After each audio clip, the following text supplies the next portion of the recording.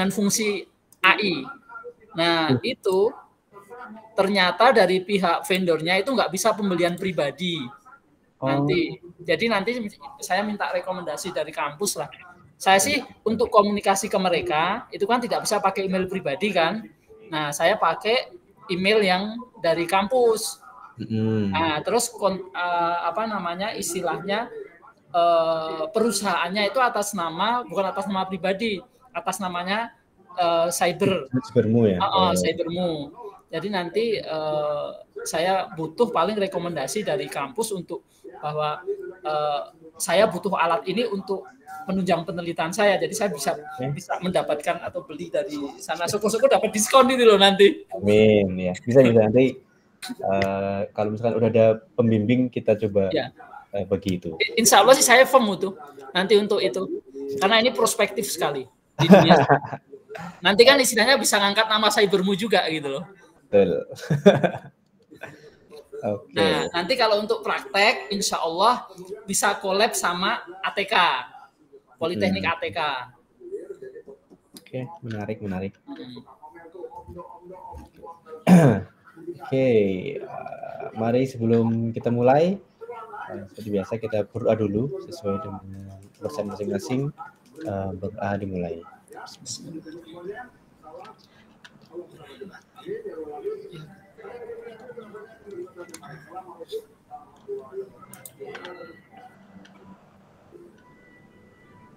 Oke, ini sudah muncul ya, sudah saya rekam.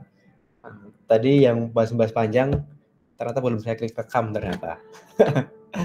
Oke, jadi pembahasan malam ini sebenarnya nggak terlalu rumit ya, yaitu latar belakang ya. Intinya lebih ke bab 1 sama diskusi tentang waktu sinkronus ketika puasa. Ya mungkin kita bahas dulu sinkronus ketika puasa dulu ya. Jadi saya baru ingat ternyata minggu depan tuh udah puasa ya. Alhamdulillah ya. Tanggal 11 ya kalau nggak salah. Nah, kita kan mungkin ada 2 sinkronus nih di bulan puasa nih ya enggak, tanggal 11 sampai tanggal 25.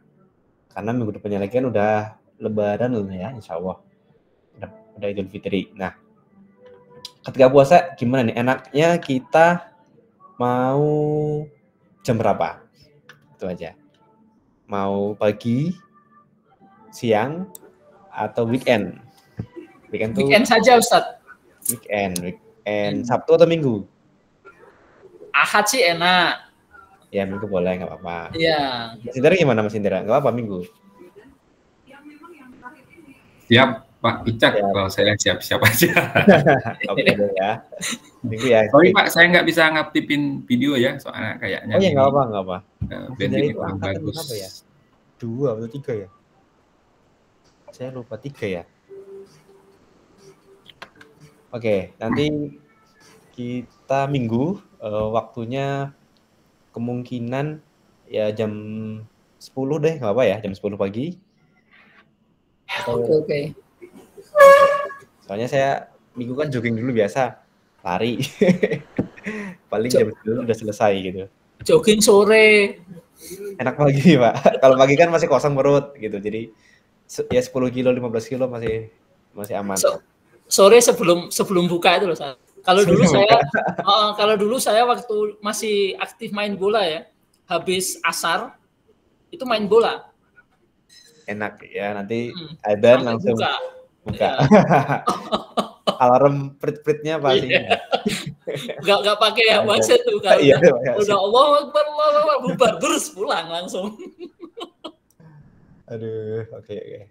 Jadi kita fix Minggu tanggal 18 kita hari Minggu ya. Berarti mungkin tanggal 17-nya. Gitu. Oke. Oke, jadi malam ini kita tuh nggak terlalu banyak sih. Itu tentang bab 1 ya, latar belakang. Menyusun latar belakang karena ini di CPMK 1 ya teman-teman. Sebenarnya ini udah minggu keempat ya. Jadi udah waktunya CPMK 1 nih. Ya, ini udah bisa kalau saya sih saya buka semuanya sebenarnya. Tapi kalau mau ngikut waktu ya silakan, kalau mau dikerjakan boleh. Gitu. Alhamdulillah udah saya kerjakan tuh CPMK. Udah. Ya diangkat aja Pak, nggak apa. Nanti kita lihat bareng di minggu depannya. Oke ya, jadi kita bahas nih, mungkin teman-teman masih bingung untuk latar belakang kayak gitu. Nah, latar belakang nih ya, cara nyusunnya gimana sih gitu, cara menyusun latar belakang gitu. Sebenarnya gampang ya teman-teman ya. Kalau teman-teman sudah sering bikin proposal mungkin udah terbiasa gitu. Tapi mungkin susunannya gimana sih yang enak, gitu, yang bagus gimana kayak gitu.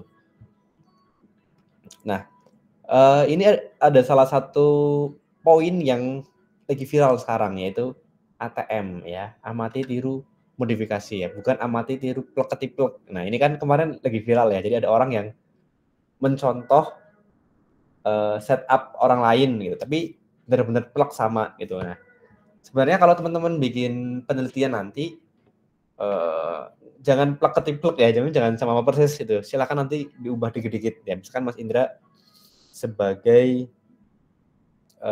guru misalkan ya, membuat sebuah sistem, oke. Silakan bikin sistem untuk sekolahnya gitu, tapi jangan sistem yang sama dengan yang udah ada di sekolah itu misalkan, seperti itu. Nah, mungkin dibuat dari masalah yang lain, misalkan pendataan ini atau pendaftaran sekolah kayak gitu. Kalau kemarin Pak Irawan membahas tentang data science, nah itu juga bagus banget data science. Kebetulan di pekerjaannya ada masalah ini, nah kita coba buat penelitian ya. Nah itu bisa tuh dipakai. Seperti Pak Sudi juga ya tentang sepatu. Nah itu juga luar biasa. Kalau misalkan mau ngambil dari masalah di pekerjaan ya, karena tiap orang pasti punya masalah masing-masing biasanya. Ya, terus di latar belakang pastinya menyusun rumusan masalah dan tujuannya, gitu ya. Dan juga menjawab pertanyaan why di judul ya. Oke, kita bahas yang why dulu nih. Ya kalau gaya ini materi yang lama ya. Jadi sebenarnya gaya penelitian kita tuh ada macam-macam ya, bukan cuma computer science, information system. Ya sekarang udah banyak ya, udah tentang entah security macam-macam gitu. Digital forensik misalkan. Udah macam-macam sekarang, udah banyak. Gitu. Nah, sekarang yang why ya. Jadi misalkan ini punya Pak Sudi ya. Kira-kira judulnya apa Pak yang punya Pak Sudi? Masih mute. Judulnya itu auto self inspection. Untuk apa gitu? Untuk apanya gitu? Jadi itu nanti untuk ini maksudnya untuknya itu biasanya kan kalau di judul itu membuat apa untuk apa gitu loh maksudnya. Ya. Nah.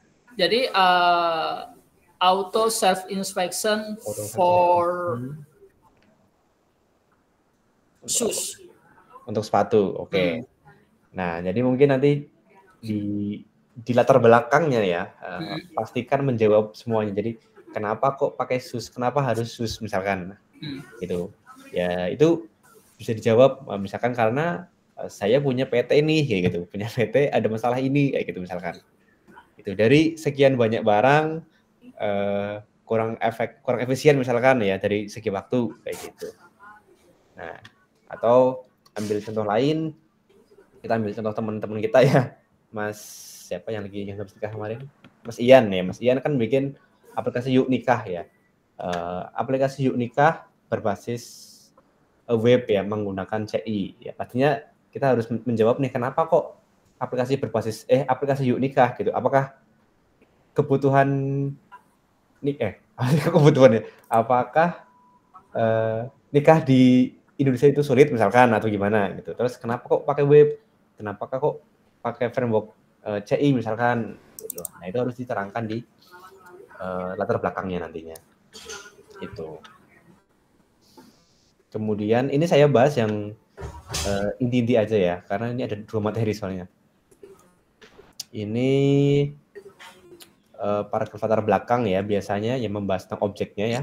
Tadi seperti Yuk Nikah tadi, kasus tadi ya, kenapa sepatu, objeknya ya, metodenya pakai apa nih? Misalkan Pak Sudi tadi untuk deteksinya pakai metode entah KNN kayak atau apalah itu ya. Kan ada banyak nih. Terus tadi punya Mas Ian misalkan kenapa kok metode penelitinya itu pakai waterfall atau pakai SDLC misalkan gitu. Kelemahannya apa gitu, kelebihannya apa di situ kayak gitu.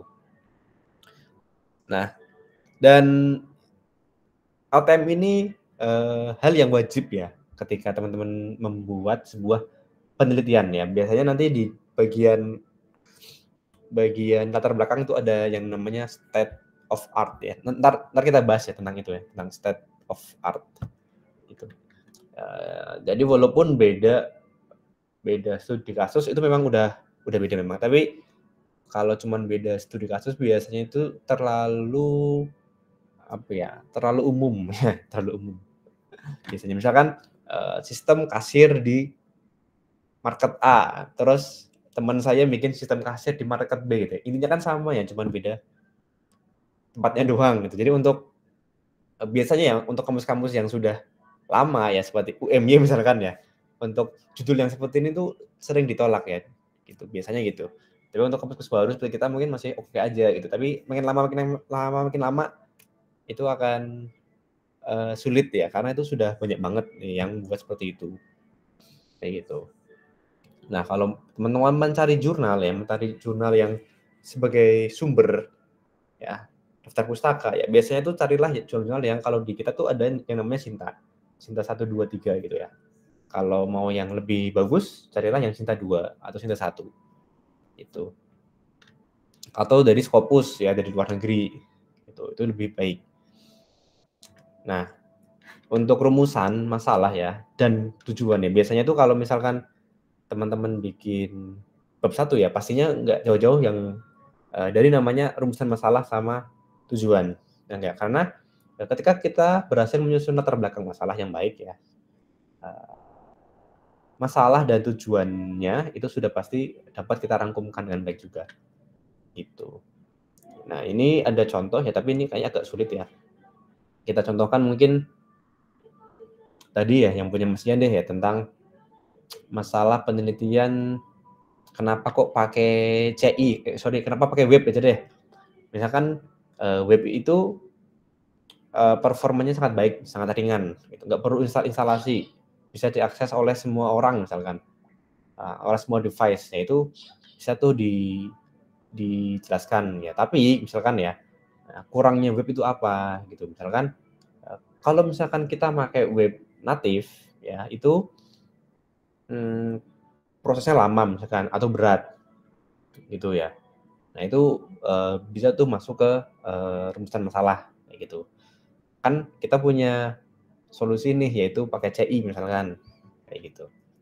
Ya, biar webnya tuh mungkin lebih kuat, lebih secure misalkan kayak gitu. Ya, bagaimana pengaruh penerapan CI misalkan ya ke web gitu, itu diukur pun bisa nanti. Nah, tujuannya biasanya itu menjawab dari rumusan. Jadi misalkan bagaimana penerapan kode igniter ya ke web Unikah misalkan. Nah, tujuannya ya pastinya adalah menerapkan CI ke web Unikah sehingga lebih aman, lebih ringan misalkan kayak gitu. Jadi biasanya tuh rumusan sama tujuan tuh menjawab. Jadi kalau rumusannya 2, tujuannya 2 gitu. Kalau saya tuh gitu. Dulu saya di UAD diajarnya gitu. Jadi kayak kalau rumusnya 4 ya berarti tujuan harus ada 4 dan menjawab semuanya. Rumusan 1 dijawab oleh tujuan 1 kayak gitu. Jadi saling menjawab. Oke. Contohnya ada ya, tapi ini di CPM kedua. Oke. Terus materi selanjutnya itu tentang langkah-langkah siklus dalam penelitian gitu. Nah, jadi dalam penelitian ya itu punya sebuah alur lah dibilang gitu. Jadi kita punya masalah intinya. Terus coba kita hipotesiskan. Kita hipotesis misalkan hubungan antara enggak deh. Mungkin kita berpikir apakah efektif ya? Apakah efektif metode ini dipakai untuk deteksi error pada sepatu misalkan, gitu ya. Itu kan masih hipotesis kan, masih ditanya gitu. Ya udah kita coba rancang eksperimennya, kita riset nih, ya enggak, kita riset, kita coba-coba kan dari 100 sepatu bisa deteksi berapa kayak gitu. Nah, muncullah data. Itu misalkan datanya adalah ada 60 sepatu yang bisa terdeteksi misalkan. Nah, kalau udah baru tuh dianalisis ya. Dengan metode ini ya, ternyata keefektifannya misalkan cuma 60% kayak gitu ya. Nah, masuk kesimpulan kalau misalkan udah oke, kita publikasi. Nah, tapi apakah udah selesai sampai sini? Enggak gitu. Dari publikasi itu bisa dikembangkan lagi. Muncul masalah. Yang namanya keberhasilan kan kita pengennya lebih tinggi lagi kan. Masa 60% gitu. Kita bikin 1000 sepatu, masa 400-nya dibuang gitu kan, sangat-sangat merugikan. Nah, muncullah masalah lagi nih, yaitu bagaimana meningkatkan persentase keberhasilan misalkan ya, atau kita coba metode baru, metode B gitu ya. Apakah lebih baik dari A? Ya udah, kan udah masuk hipotesis nih ya, kita rancang, kita riset. Kalau misalkan hasilnya lebih buruk ya, misalkan metode B cuman bisa deteksi itu 50% doang. Ya udah, kita analisis, kita simpulkan bahwa metode B itu lebih buruk dari A. Kita publish gitu. Jadi jangan berpikir bahwa penelitian itu harus berhasil ya, harus berhasil dari sebelumnya, enggak. Kalau teman-teman gagal pun itu masuk kok ya. Jadi walaupun seperti yang saya bilang tadi, jadi kayak misal saya udah bikin pakai A gitu kan. Kalau teman-teman pengen nyobain ya biar kayaknya kalau B itu lebih baik deh, ya udah dicoba dulu gitu. Kalau misalkan ternyata lebih buruk, ya udah di-publish aja, kan itu sebuah ilmu baru kan. Orang-orang tuh tahu, oh ternyata metode B ini untuk sepatu itu kurang tepat kayak gitu. Jadi muter ya. Jadi nggak ada habisnya ya. Jadi bisa nih ya, saling melengkapi ya. Saya bikin aplikasi A, muncul masalah, diteruskan sama Pak Sudi gitu. Terus muncul lagi masalah lagi, diteruskan ke Mas Indra gitu. Udah sampai selesai ya, karena nggak ada yang sempurna ya. Semua pasti ada masalah. Nah, kalau artikel itu ada 2 ya, yaitu dari hasil penelitian sama artikel review. Yang kita fokuskan itu yang hasil ya, yang review mungkin nggak terlalu, yang hasil dulu. Oke, untuk sistemasi penulisan publikasi ya di jurnal, biasanya tuh judulnya tuh 5-15 kata. Ya, jadi kan Pak Judi self assessment atau apa saya lupa, itu kayaknya udah 5 kata nih, udah pas gitu. Tapi mau ditambah lagi boleh silakan. Jadi kan untuk sepatu dengan metode apa misalkan, nah itu ditambahin pun boleh. Karena judul pun kalau terlalu panjang kan kurang baik ya, gitu. Terus penulis ya, kalau di jurnal itu ada yang namanya penulis. Penulisnya biasanya kalau teman-teman ya, nama pertama itu dari mahasiswa ya, karena ini adalah penelitian mahasiswa, ya kan. Kalau misalkan dipublish yang bayar mahasiswa, ya. Dosen itu cuman ikut aja, ngekor doang lah intinya gitu loh. Ya, cuman ikut gitu. Jadi nama 2 dan 3 biasanya tuh pembimbing 1 sama 2 ya. Saya mau titip ke teman-teman ya, kalau misalkan ada dosen di Sibermu ya yang maksain teman-teman untuk publikasi, tapi yang bayar teman-teman, terus nama pertama malah dosen tersebut ya, silakan lapor aja ya. Bisa lapor ke saya atau ke Pak Idi boleh, nggak apa-apa. Karena saya nggak pengen ada yang namanya kecurangan ya, kecurangan publikasi. Karena nggak bisa dipungkiri ya teman-teman ya. Ini mungkin agak share ya, sisi gelap gitu. Di dunia pendidikan ya, banyak profesor apa ya kita sebut profesor kum ya. Kum itu nilai poin ya. Jadi seorang dosen bisa 1 semester misalkan 20 jurnal misalkan. Secara logika itu sangat-sangat sulit ya. Tiap bulan harus berapa jurnal bikinnya kayak gitu kan. Nah, biasanya itu diakali dengan misalkan meminta mahasiswa yang bimbingan untuk publish ke jurnal dan meminta untuk nama pertama malah. Misal saya sama Pak Sudi nih, Pak Sudi saya minta tugas akhirnya ini ya, buatkan jurnalnya kayak gitu. Tapi saya yang nama pertama kayak gitu. Nah itu sebenarnya itu kurang baik ya teman-teman, kurang baik. Kecuali ada kesepakatan. Misalkan saya minta nama pertama nih di jurnal gitu. Tapi saya nih yang bayar gitu ya. Biasanya kan untuk publikasi kan butuh sekitar 2 juta. Kalau paling murah ya ada yang 500, 300 ada. Tapi kan yang rendah. Kalau yang bagus kan di atas 2 biasanya. Gitu. Kalau misalkan ada kesepakatan itu masih oke ya. Tapi bukan kesempatan sepihak ya. Saya minta Pak Sudi, Pak tolong publish nama pertama saya gitu. Tapi yang bayar Bapak gitu. Nah itu jangan gitu. Ya, jadi jangan sampai teman-teman di SI ya itu ada yang seperti itu gitu ya. Jangan sampai. Tapi kalau misalkan ada kong kali kong ya atas dengan dosen sama Pak Sudi misalkan atau Pak Indra minta dipublikasi tapi yang bayar ditanggung sama dosen misalkan, nah itu masih oke, nggak apa-apa. Tuh, karena kan ini temanya teman-teman ya, yang bikin teman-teman, temanya teman gitu kan, masa nama pertama dosen kan lucu ya. Kecuali dosen itu ikut serta ya, misalkan saya sama Pak Irawan nih, saya sama Pak Irawan itu kan kemarin ada penelitian tentang AI ya, Pak Irawan masuk nih sebagai tim gitu ya. Nah karena yang mengerjakan adalah kami ya, saya sama Pak Fauzan misalkan. Ya oke ya nama pertama kami gitu ya. Boleh-boleh aja kan. Karena semuanya kontribusinya itu sama kayak gitu. Oke, kita lanjut aja.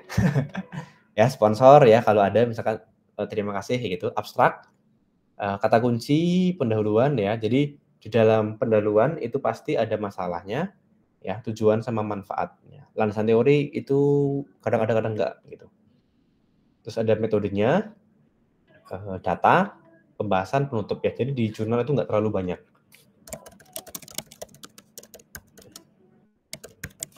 Ini punya saya salah satunya. Ya, jadi di dalam jurnal ini Sinta 2 kebetulan abstrak ini ya nggak terlalu panjang kan. Nama pertama abstrak pendahuluan tadi ya, masalahnya apa, metodenya apa ya, pakai cara apa gitu. Hasil langsung ke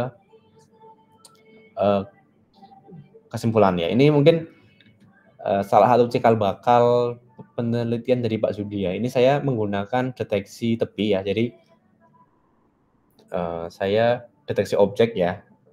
Saya mencari deteksi apa yang paling baik kayak gitu untuk deteksi objek, entah itu plat, entah itu apa. Jadi nyari yang paling jelas gitu. Gitu. Itu salah satu contohnya. Daftar pustaka pasti ya. Studi pustaka ini yang artikel review kita skip aja. Kita fokus yang nah ini menulis ya. Jadi ketika teman-teman mau menulis ya, itu ada 3 bagian ya, kepala, tubuh sama kaki. Ya, kepala itu judul ya, nama penulis ya, dari mana, afiliasi tadi ya, terus abstrak sama kata kunci ya. Jadi ini tuh kepalanya di sini nih. Ada judul, nama, dari mana saya nih, abstrak ya, ini kepala nih, masih kepala gitu. Nah, ada keywordnya juga ya, Tubuhnya gimana? Nah, tubuhnya itu ada pendahuluan, metode, terus hasil sama simpulan ya. Ini bagiannya, pendahuluan, masalahnya apa sih kira-kira gitu. Kok ya dibuat kayak gini. Metode sama hasil dan simpulan. Nah, ada kaki ya. Kaki itu ya lebih ke ucapan terima kasih sama reference ya. Ini saya referensinya ada berapa ya? 27 malah. Ya, semakin banyak semakin baik. Nanti akan saya share ya gimana sih cara membuat daftar pustaka gitu dengan cepat pakai software nanti kita. Terus gimana cara ngutip misalkan. Terus ya yang artikel review kita skip aja dulu. karena fokusnya kan kita ke bikin ya. Oke, ini kita bahas di bagian kepala ya. Di bagian kepala itu di judul. Judul itu hendaknya menarik teman-teman ya, menarik, informatif, ringkas ya, nggak terlalu panjang ya. Nggak terlalu pendek, nggak terlalu panjang gitu. Ya 5-15 lah kalau saya, 15. Terus nggak terlalu ambisius atau bombastis ya. Bombastis di sini mungkin clickbait ya, yang terlalu mancing ya, misal membuat web dalam 5 menit gitu. Ya jangan dibuat seperti itu, jangan.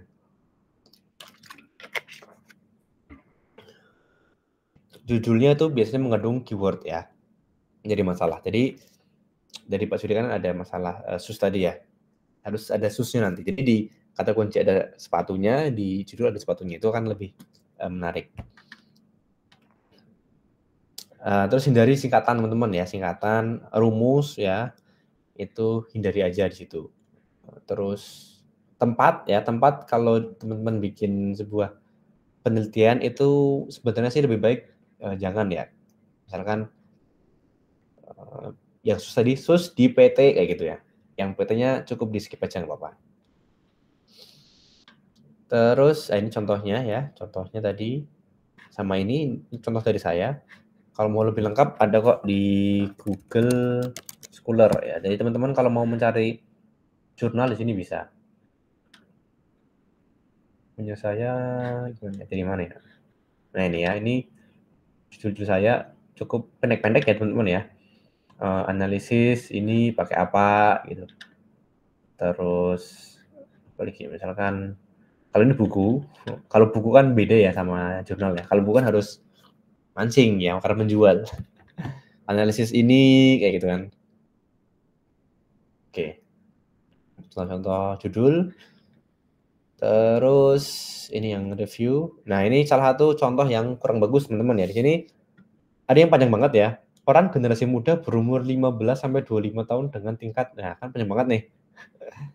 Nah, dengan seperti ini ya, mungkin akan lebih enak disingkat, misalkan peran generasi muda berpendidikan dalam konservasi alam. Udah gitu aja. Simple gitu. Gak usah terlalu panjang ya, sampai umurnya berapa, tingkatnya apa kayak gitu. Kalau ini kan tingkatnya sampai kuliah ya. Di mana ya, jadi cukup pendek aja nggak apa-apa. Terus nama ya, ini kalau teman-teman bikin sebuah penelitian, nama itu jangan pakai gelar akademik ya. Kalau teman-teman bikin jurnal, udah sebut aja Wicaksono Yulistio kayak gitu aja, nggak usah pakai pangkat-pangkatan ya. Terus kalau misalkan teman-teman ada kolaborasi ya, tadi Pak Sudi bilang sama ATK tadi ya, misalkan mau collab jurnal, bisa juga itu nanti untuk kelembagaannya ya udah lebih dari satu seperti ini ya. Ini ada kalau ini kan ada 3 kelembagaan nih ya. Ini waktu saya masih kuliah ada 3 kelembagaan. Itu kalau sama semua misalkan Pak Sudi, Pak Mas Indra, saya, Pak Idim misalkan, ya udah cukup 1, 2, 3, 4 jurusan PJJSI, Fakultas Teknologi dan Ilmu Kesehatan, Universitas Sumber Muhammadiyah gitu. Karena kita kan dari tempat yang sama gitu ya.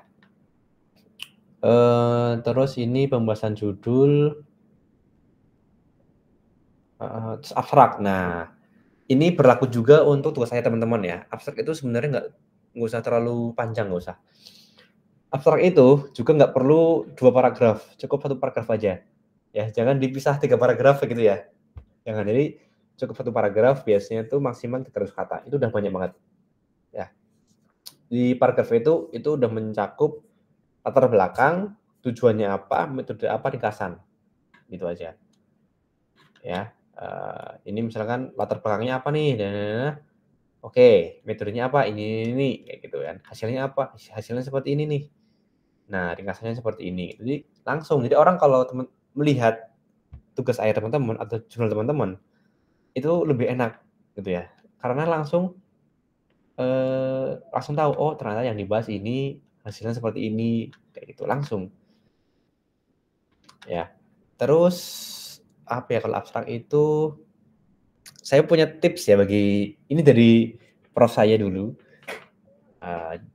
bilang kalau bikin abstrak atau bikin penelitian, cobalah yang ada angka-angkanya karena itu lebih meyakinkan kayak gitu.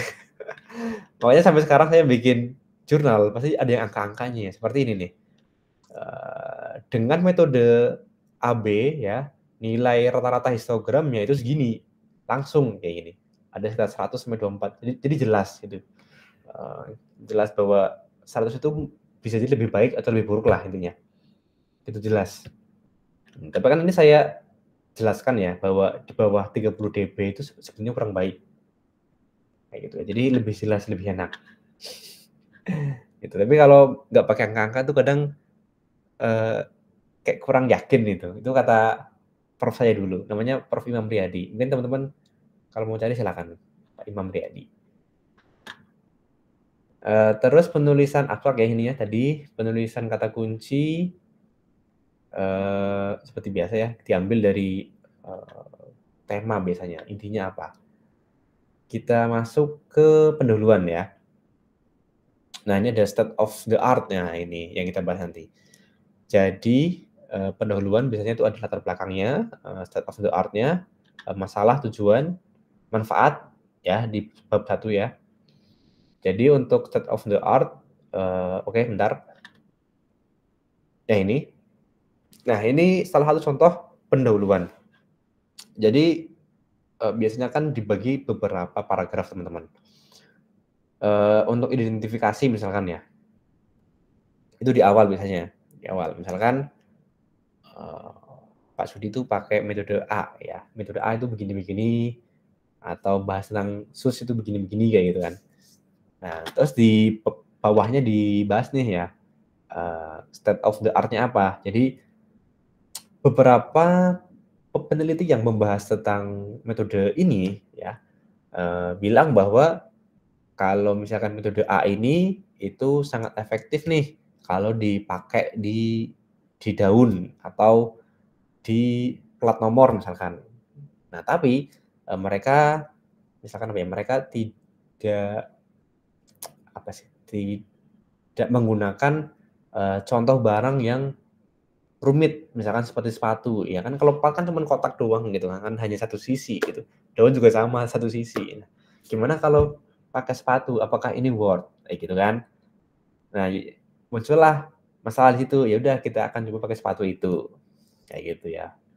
Nah, tujuannya yaitu kita pengen tahu apakah metode A ini cocok nih untuk deteksi kualitas sepatu kayak gitu. Ya, jadi nggak terlalu panjang nih, yang penting jelas gitu untuk bab 1. Oke, itu. Nah, ini teman-teman ya, ini bagi yang belum mengerjakan. Ini saya lupa, mohon maaf, saya lupa edit ternyata. Aduh, tapi saya udah pernah ngomong sebelumnya sih kayaknya. Jadi bisa edit belum ya?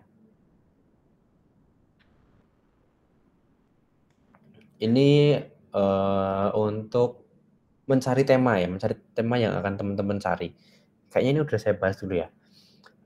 Jadi tema apa sih yang akan diangkat? Silakan ditulis aja. Tulis sesuai apa yang ada di otak. Silakan tulis aja. Ini belum ada yang ngumpulin soalnya. Nanti kalau misalkan udah ada, kita baca bareng-bareng, kita review bareng-bareng. Oh ya, kemarin Mas Ian juga ya. Mas Ian katanya ada masalah banyak, pengen dicantumkan nih kayak gitu. Tapi kayaknya beliau lagi sibuk ya. Karena kemarin baru nikah Mas Ian kemarin. Ngomong di grup menikah tanggal apa, hari Jumat apa ya? Wah, selamat Mas Ian gitu. Ya, jadi judulnya apa, alasannya apa, terus mengapa kok menarik gitu. Apakah sepenting itu misalkan gitu. Tujuannya apa? Ini kayaknya sama deh, mengapa sebut ini kayaknya sama. Metodenya apa ya? Kalau bikin aplikasi itu mau pakai apa misalkan. Kalau belum nemu ya udah, maaf Pak, belum nemu, masih bingung, ya udah ditulis aja nggak apa-apa. Gitu. Terus untuk kegunaan ya, akademik gimana, praktis gimana gitu. Ya. Udah, itu aja untuk CPMK 1 ya. Nanti silakan teman-teman bisa dikejar ya. Semoga nanti minggu depan minggu lusa ya, minggu lusa sudah ada, nanti kita bahas bareng-bareng ya, tanggal 17. Kan waktunya kan besok skip, ya karena ada libur, libur puasa ya, tanggal 17. Oke, nanti next kita membahas tentang CPMK 2 ya, karena kita kan tadi membahas tentang latar belakang nih. Ya nanti kita pertemuan berikutnya selain membahas kalau dia udah ngumpulin, kita membahas tentang bab 1 ya, bab 1 nanti tentang bab 1 sama materi bahasa ilmiah ya, yang ini ya gini. Gitu. Oke. Mungkin itu aja teman-teman ya tentang latar belakang tentang bab 1 ya. Kebetulan tadi saya sama Pak Sudi bahas tentang banyak banget latar belakang masalah ya, tapi itu kalau mau dibuat penelitian kayaknya agak tidak sesuai dengan ranah kita SI kayak gitu. Agak susah ya, itu kan ranah-ranah entah itu hukum, politik atau kesehatan gitu kan. Nanti kita coba cari yang sesuai dengan jurusan ya. Kita bahasnya tentang SI gitu, tentang program misalkan. Tuh. Oke, mungkin itu aja teman-teman ya pembahasan latar belakang masalah. Ada pertanyaan mungkin? Atau saya mau tanya nih? Kalau Baik, Pak Wicak, saya mau nanya aja Pak. Iya. Saya kan belum dapat pasti nih mau bikin apa ya penelitian. Mungkin saya mau coba meneliti ya mungkin di kantor tempat saya kerja kan. Karena kan di kantor itu kan lagi galak yang namanya digitalisasi gitu ya. Ada semacam sistem laporan. Jadi yang dulunya kan kita kan manual nih, kombinasi antara Excel dan PowerPoint di PDF kan jadilah laporan gitu ya. Nah, sekarang itu kan sudah lagi proses dibuat, dia pakai online, ada programmer yang bikinnya kan. Jadi yang tadinya manual, jadi masing-masing dari masing-masing regional gitu ya, ngirimin dalam bentuk Excel, diolah sama adminnya, jadilah laporan dalam bentuk PDF, kemudian di PowerPoint kan, kemudian di PDF kan. Nah, kalau sekarang nanti dari regional itu sudah bisa nginput online, karena sistemnya kan sudah online gitu ya, pakai web online. Kemudian kalau kita bandingkan dengan sekarang sih lebih efektif. Jadi admin itu tinggal memastikan data di input sesuai dengan waktu, kemudian ada sedikit semacam kayak edit, jadi editor gitulah ya. Artinya, jadi nggak perlu lagi melakukan input database Excel gitu ya. Bisa dijadiin semacam penelitian, Mbak. Oke, sebentar saya mau tanya dulu ke Mas Indra. Kalau boleh tahu untuk bidangnya Mas Indra pekerjaannya di apa nih? Kalau saya di transmisi pipa gas gitu perusahaannya. Transmisi pipa gas, oke. Jadi yang maksudnya wilayah itu jadi di tiap wilayah mengirim data gitu ya? Ya, jadi laporan semacam kayak operasional, kan ada regional gitu kan. Nah, jadi regional A, B, C nanti mengirimkan update terkait dengan operasional dan maintenance mereka gitu. Ada juga data finance-nya, ada juga data apa namanya itu work program utama gitu kan. Ada juga data-data penyaluran gas gitu. Paham. Oke, jadi oke. Tapi saat ini kan aplikasinya sudah ada ya yang untuk pendataan itu ya? Sudah ada. Nah, jadi Mas Indra bingung nih mau bikin apa gitu. Iya. Oke.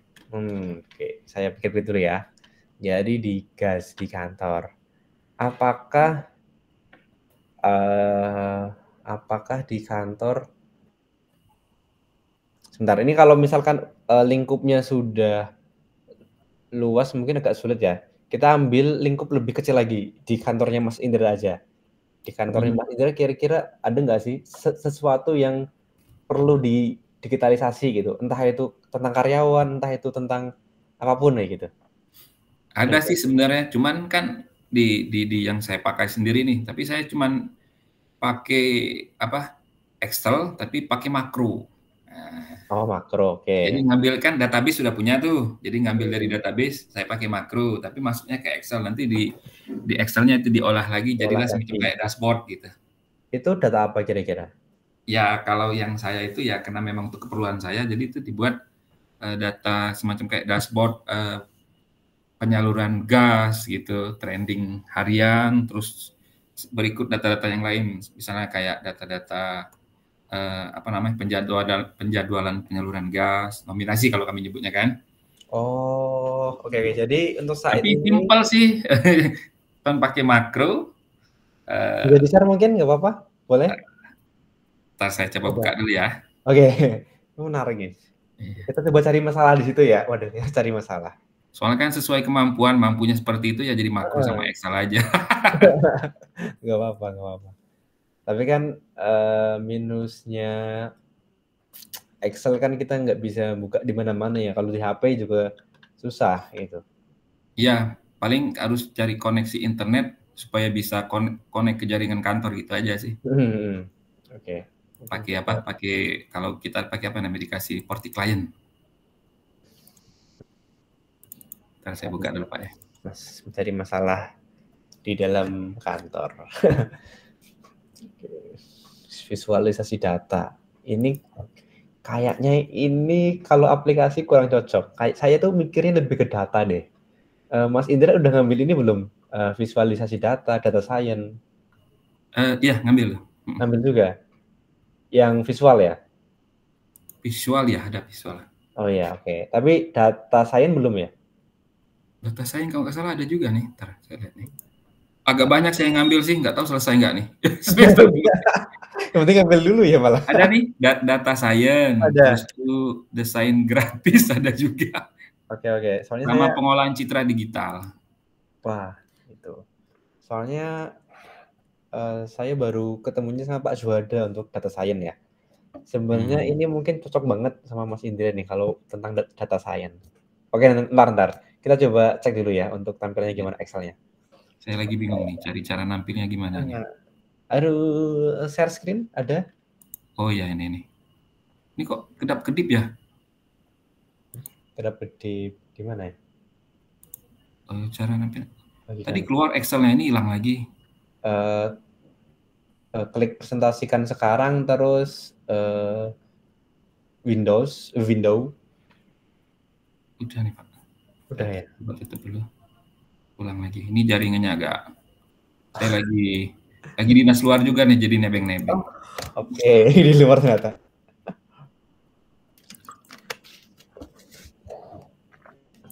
Kok nggak muncul Pak ya Excel-nya Pak ya? Di window ini kan nggak keluar nih. Kalau entire screen, ada nggak entire screen? Entire screen.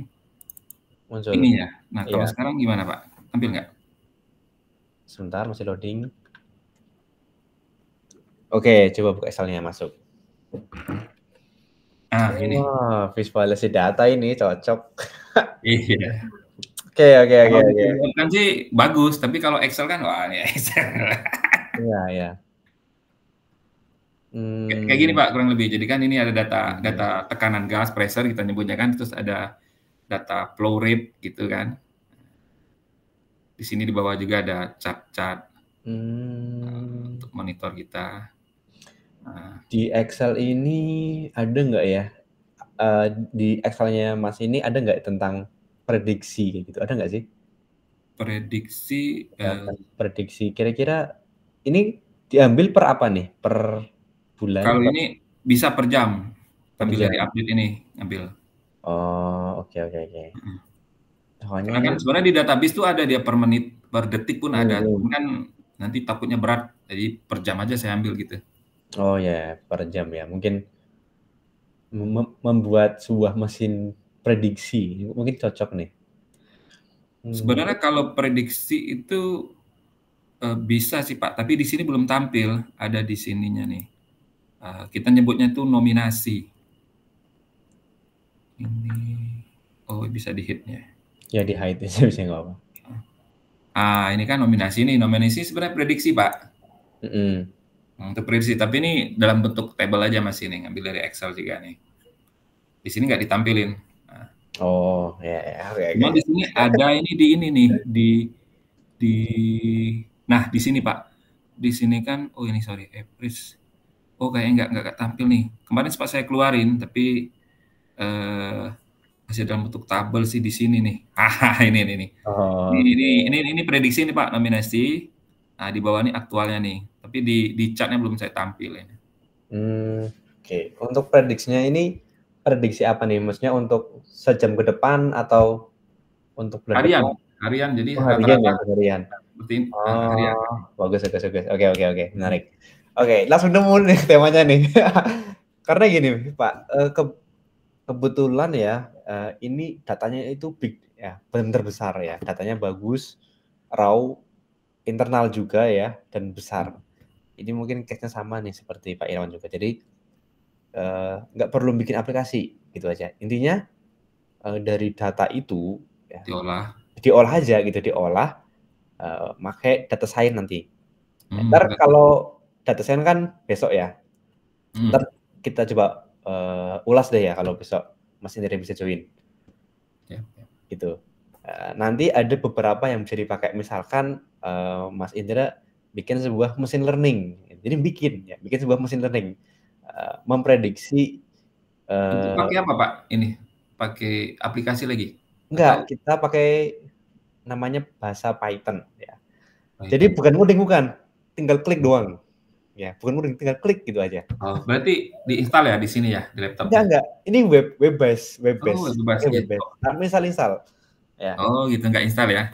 Enggak. Soalnya kita susah juga nih install, soalnya nggak bisa yang ini, yang di luaran, kecuali laptop pribadi bisa. Oh, ya. Tenang, ini web based ya. Oh, bisa. Kita kalau misalkan Mas Indra bisa join, mungkin kita bahas besok. Oke. Jam berapa Pak besok Pak? Kira-kira bisa nggak nih? Data science jam sama seperti hari ini juga. Jam 8 ya? Iya, 8 seperti biasa. Jadi kalau saya tangkap ya, kalau misalkan pengen mudah, pengen enak ya, tadi adalah membuat sebuah mesin learning ya, mesin untuk belajar ya dari data-data Bapak. Jadi kan datanya kan banyak banget tuh ya, dari bisa ribuan, bisa 40.000 malah ya, mungkin 50.000 pun bisa. Nanti biar mesin itu belajar bahwa kalau ini kan saya pribadi belum tahu ya, ini prediksinya pakai rumus apa atau pakai metode apa. Nah, nanti kalau ini apa? Prediksinya masih bukan prediksi sih, dari nominasi, jadi memang angka di input. Nah, kalau yang diprediksi itu Pak, saya punya juga sih, tapi di file yang berbeda. Nih ada sih namanya kita nyebutnya, tapi yang ini sudah di PDF Pak ya. Oh itu, oke. Hampir nggak Pak? Ini gimana besarnya nih? Tapi untuk keefektifan apa sih? Ketepatannya gimana? Apakah tepat segitu untuk besoknya gitu? Kalau ini prediksi dalam ini Pak, dalam kondisi hari ini. Nih di sini Pak. Ini ada next forecast ini ya. Ya, oke. Nah, jadi kan ini kan ada aktual, nominasi. Kursor saya terlihat Pak? Lihat. Nah, ini kan ada aktual, ada nominasi, rata-rata next forecast. Ini prediksi next forecast nih. Jadi nominasi 302. Ternyata aktualnya itu 319 pada saat data ini diambil. Rata-rata sampai data ini diambil, kalau di sini kan jam 18 diambil Pak. Rata-rata sampai 18 itu sudah 307. Berarti dia sudah melebihi dari prediksi itu. Nominasi ini sebenarnya keharusan. Jadi mereka harus masuk 302. Oke. Nah, ternyata nih, jadi kita prediksi dia harus masuk sampai menjelang jam 00 nanti, dia harus masuk segini supaya tercapai dengan nominasinya. Oke, dapat udah. Ini logiknya ya Excel juga, Pak.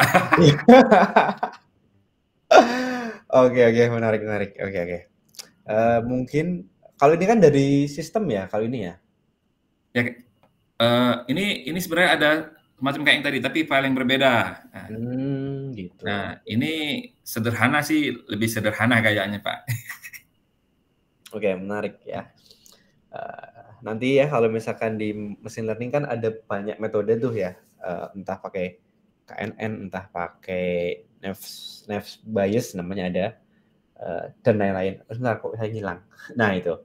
Nanti mungkin bisa di compare tuh dari metode 2 itu dengan dari yang punya Mas Indra ini, tingkat errornya tuh lebih tinggi mana, lebih rendah mana gitu kan. Semakin rendah tingkat error kan semakin baik kan. Iya. Nah itu bisa dipakai ya, dan itu cuma tinggal klik doang gitu tanpa ngoding kok. Ya ngoding mungkin ada tapi nggak sebanyak kita ngoding web, kan bingung tuh dulu bikin web. Pusing. Nah ini pakai data science nanti, wah ini bagus nih. Datanya luar biasa banyak. Berarti ada gambaran lah ya. Bentar, udah dapat. Misalkan untuk mendeteksi kebutuhan gas di setiap tempat ya mungkin bisa. Jadi kan tahu nih, oh ternyata kalau kita hitung di wilayah ini potensinya itu tinggi nih. Ya udah kita coba sebar lagi di sana misalkan gitu aja. Ya. Ini banyak sih kalau kita bisa ngolah data itu memang juara. Iya. Oke, menarik. Wah, keren ini, big data ini. Oke, ada lagi yang mau ditanyakan Mas Indra? Ya, kayaknya itu aja dulu Pak. Agak lega dikit, ada gambaran sudah. Gambaran. Menarik sih. Nanti jangan malu-malu bertanya tentang data science sama visual data ya. Visual data itu sama Pak Idim, data science nanti sama saya. Dan ini nyambung semua. Oh gitu ya, siap. Ya, oke, bagus. Keren nih. Saya senang kalau melihat data tapi banyak banget gitu loh. Jadi kita olah tuh enak. Ada data ribuan nih, enak gitu. Ya enak sih karena Pak Wicak mungkin udah paham kan, udah Iya, kalau kita bisa data, aduh mau diapain lagi nih. Nah itulah gunanya data science ya, karena kan kita punya data, misalkan data tinggi badan satu kantor, ya kalau cuman tinggi badan doang buat apa sih kayak itu. Nah kalau kita sudah paham data science, nah kita mungkin bisa ambil kesimpulan dari data tinggi badan itu misalkan. Itu cuman contoh aja lah. Next kita bahas itu nanti. Oke, sip. Oke, ada yang mau ditanyakan lagi? Mungkin Mas Indra, Pak Sudi? Kalau saya kayaknya cukup Pak. Sementara ini cukup dulu. Nanti tambah pusing banyak nanya. Oke, ini Pak Sudi lagi nggak ada pertanyaan? Cukup sih. Cukup. Oke. Ya. Kalau dari Pak Sudi, kita udah sering diskusi ya tentang susus tadi ya. Tapi nanti itu juga ada masuk juga ke dalam visualisasi data. Karena kan jadi nanti kan dari tangkapan kamera itu defeknya apa saja, ya kan? Karena kan dalam satu sepatu itu defeknya bisa lebih dari 10. Karena ini contoh untuk data yang umum. Jadi beberapa defek sepatu itu yang umum seperti ini. Sebentar ya, saya share sebentar. Boleh. Kalau Pak Sudi itu kombinasinya juga banyak ya. Citra, machine learning juga iya. Jadi kombinasinya cukup banyak. Tapi keren nih, keren.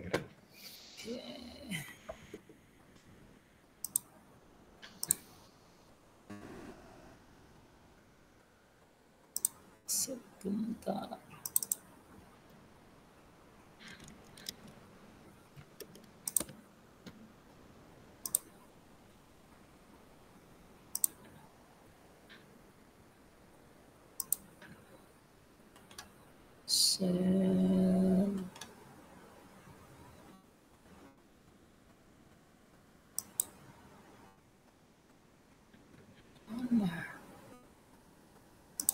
Oke. Sudah kelihatan? Oke, udah muncul. Nah, oke. Ya, ini data base datanya itu seperti ini. Jadi dari ini kan dari pengalaman yang sudah ada. Jadi ada beberapa item misalnya. Nah, mungkin kalau yang agak susah ini mungkin kalau yang bisa kedetek kan kayak sobek, ya kan? Terus kotoran yang nempel. Nah, kalau yang visual seperti ini, misalnya sepatu off center. Nah, itu sebenarnya juga bisa, ya kan? Off center itu yang gimana ya? Off center itu sepatu yang miring ketika ketika proses proses assembling itu kan sepatu kadang-kadang kalau misalnya Ustadz pakai sepatu, perhatikan tuh. Sepatu kalau bengkok begini, jadi apa namanya? Kan kadang-kadang sepatu yang sebelah kiri itu bisa lurus, yang sebelah kanan agak bengkok ya kan. Nah, itu miring gitu. Nah, itu dipakai nggak enak. Nanti ketika jalan pun kakinya movementnya itu apa tidak ergonomis. Oh ya. Jadi nggak bisa ke arah ke depan terus, pasti kakinya akan ke arah keluar baru ke depan. Nah, begitu dipakainya. Nah, seperti itu gambarannya kurang lebihnya. Nah, kalau untuk apa namanya kayak gini, contoh correct size itu kan sepatu kiri kanan itu tidak sama ukurannya. Nah, itu nanti mungkin bisa kedetek ketika kalau sepatu berjalan di conveyor itu nggak bisa kedetek, susah. Nah, itu mungkin harus kita lihat secara manual dengan mungkin kamera di atas, sepatu di balik telapaknya, nah itu baru kelihatan nanti panjang pendeknya gitu. Seperti itu. Size ya, ya. Cukup detail ya ternyata ya. Betul, size. Terus kalau yang untuk defect-defect yang nempel di sepatu sih, saya kira gampang dengan sensor kamera untuk kedetek gitu kan. Nah, ini nanti dari data ini kan terakumulasi menjadi angka. Nah, dari angka itu nanti selain jadi proyeknya itu selain capturing defect juga visualisasi data untuk inspection rate-nya itu di lane itu berapa gitu loh. Seperti itu. Cukup detail ya, jadi kayak yang mungkin nggak bisa terlihat pakai mata memang ya, kayak tadi miring-miring kayak gitu ya. Nah, kalau miring kan susah kalau iya, kayak mata kayaknya karena miring lurus aja. Kelihatannya kalau dilihat sepintas itu lurus, tapi ketika sudah dipakai itu kelihatan sepatu bengkong atau sepatu jadi nyebutnya banana shoes kan. Itu. Oke. Ini dari data Pak Sudi juga mungkin akan banyak ya, karena kan apakah Pak Sudi itu nyimpan misalkan setiap produksi itu ada berapa yang gagal, ada berapa yang berhasil gitu. Ada sebenarnya kalau dalam sepatu itu istilahnya hanya dua, A grade sama B grade. Nah, kalau yang B grade itu defect yang sudah tidak bisa di apa namanya? Kalau yang A grade kan jelas masuk gitu kan. Ya. Nah, kalau yang B grade ini ada dua kategori.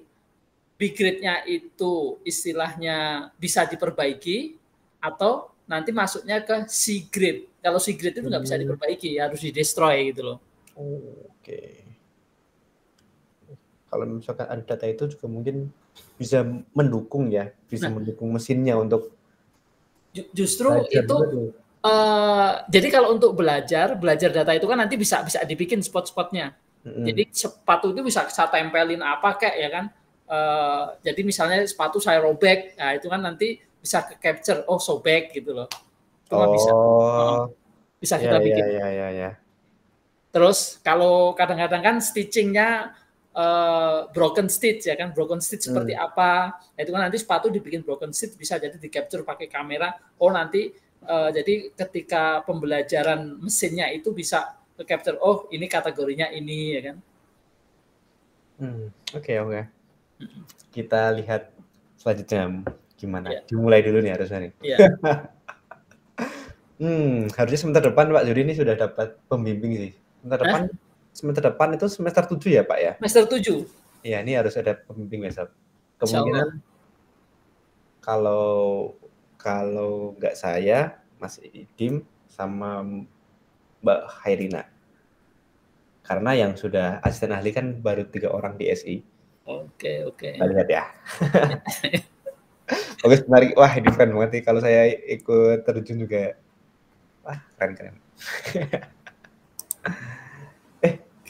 Saya baru sadar nih udah jam 9 ternyata. Oke, saya di kantor sendirian soalnya nih. Sepi. Pak Zuri juga pernah ke sini ya dulu ya?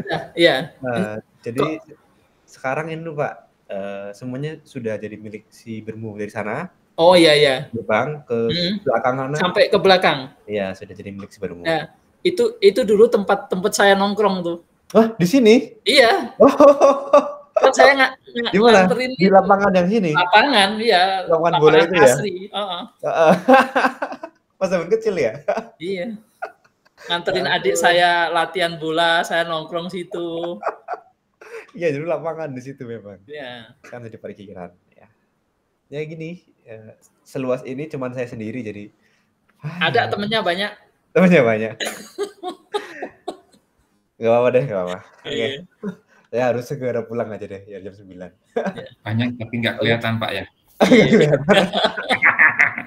Kelihatan justru itu banyak membantu tuh nanti. Iya. Pokoknya kalau orang Jawa bilang tuh gini, wes podo-podo titah, podo-podo makhluk, ojo ganggu. Kalau beres. Gak apa-apa deh. Sekarang udah sepi soalnya di kantor. Mungkin Mas Indra kalau mau mampir boleh silakan lihat-lihat ya, karena udah sepi banget di sini. Insya Allah paling nanti April saya main lah. Lebaran ya. Habis Lebaran lah. Lebaran ya. Oke, silakan. Temu lagi.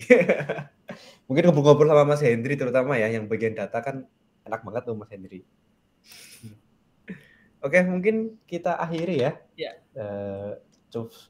Cukup mengasihkan ya, alhamdulillah banyak ilmu yang kita sharing ya. Saya nggak kerasa sampai jam 9 ternyata.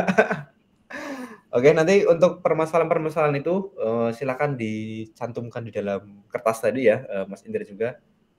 Ada masalah seperti ini misalkan yang saya bilang tadi tentang efektivitas atau tingkat error di prediksinya misalkan gitu. Pengen cari metode yang tingkat errornya mungkin cuma 1% kayak gitu. Itu mungkin akan lebih enak kalau ada ya. Jadi silakan aja, nanti kita bahas di minggu lusa. Oke, kita udah sepakat insya Allah minggu jam 10 ya. Oke, sampai jumpa lagi di minggu lusa. Sebelum masuk Ramadan, saya minta maaf ya. Saya minta maaf dulu nih teman-teman. Sami-sami. Tidak ada banyak salah ya, mohon maaf. Oke, kita akhiri dengan alhamdulillah.